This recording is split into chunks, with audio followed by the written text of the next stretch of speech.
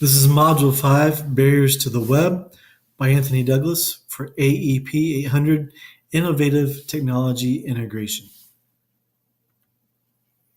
The three articles we read, or four articles that we read in this module, talked about the great divide that we have in our country, where over a quarter of our nation is without broadband or internet service in the home. And then, although we've made up for it with 77% having smartphones and the use and accessibility of smartphones, we haven't made a master plan or infrastructure plan for broadband to be in every home. Now, the argument could be on the flip side that the infrastructure isn't there because cable companies or FCC licensed providers aren't going to spend money that they're not guaranteed to get back in payments or billing cycles. So at this point in our time in 2018, there's no master plan, and not every home in the country has a broadband opportunities to learn or access to the internet. In the next article, they talked about barriers of using the web in the 21st century. Part of this is there's a technology develops faster than schools have the money and access to it. As we're doing this class online, there's more and quicker technology being developed than there will be access and availability for any of us to get our hands on, and let alone in the classroom in public education or maybe even private education. The availability and the integration of it through districts is absent, and sometimes it's not there. The availability may be there, but the integration and opportunity to do so is not there. As of now, there's no test scores that show that test scores have increased, but there's also no proof or data that there's test scores decrease, and the fact that quality of instruction may have stayed the same, quality of instruction may have improved, but the fact of the matter is there's test scores have stayed the same either way. One of the big reasons is there's a lack of training for teachers and time and support. Teachers have plenty on their plate and enough going on. There's a lack of training and availability of trainers to teachers to do so. One of the other articles was open educational resources, the movement for that. The more the internet and the broadband expand, the more articles, the more educational resources, the more opportunity for public domain and open curriculum is out there for the public, but also it's also being publicly provided for schools. This is a great thing for those that have access to those and the students that have access to those because of the opportunity that they can retrieve them at the tips of their fingers, literally. One of the interesting articles I found was the 7 barriers that obstruct technology adoption and education. They broke it down to 5 different areas. One of the areas was a lack of vision by the district, the principal, and the teacher. If there's no vision by those leaders, there's no vision or need for the teacher to have the vision either.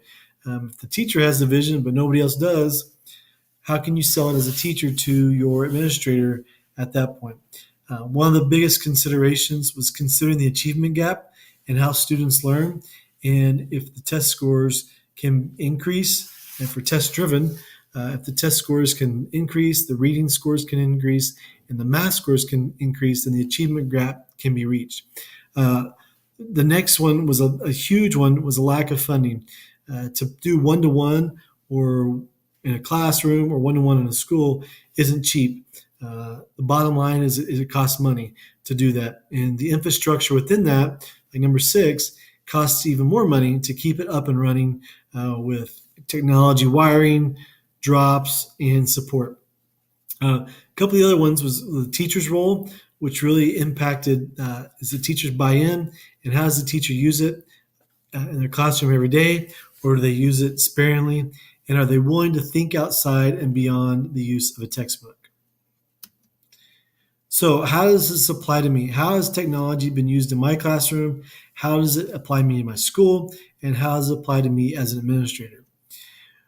Well, in my school, I feel like the digital divide is going to be a struggle to be conquered and to be resolved.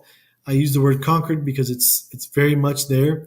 In a school of mostly poverty kids, Yes, they have phones. Yes, they have the internet, but it's hard to justify them using a data plan for my class, and they're not having access to Wi-Fi in their home, whatever means that be, either because of cost effectiveness or because they don't want it. It's really difficult.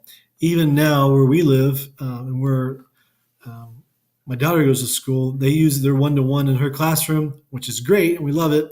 However, our home, it's satellite internet, so we use our phone. So I feel the struggle both ways.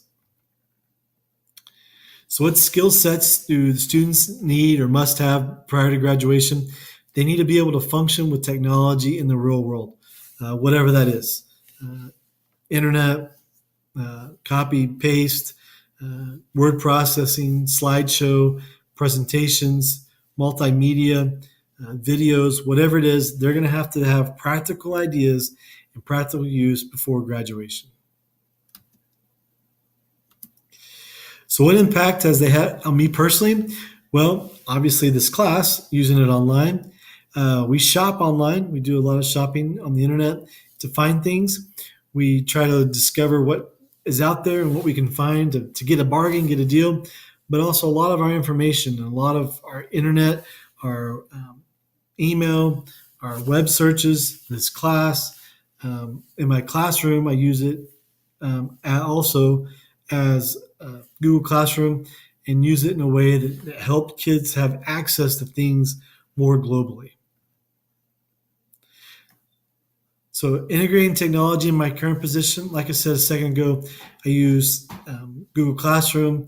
My students, when we are in school, they have access, unlimited access, whether it be a laptop, Chromebook, or their personal device on a personal Wi-Fi account through the school. But we use it to create multimedia projects, to type papers, to research.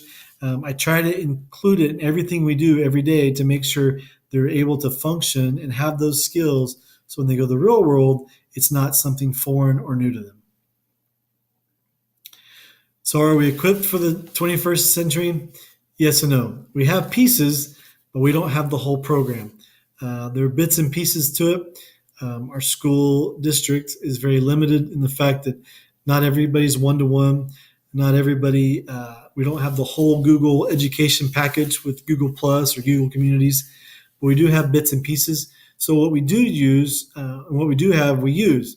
However, we do get a lot of the missing pieces, and we do get a lot of the internet's down. So I think the infrastructure is something that'll be a process and worked on annually. So what are the advantages? Some of the advantages are the fact that you're getting to teach the whole student. Um, they're able to understand the practicality of what you're teaching.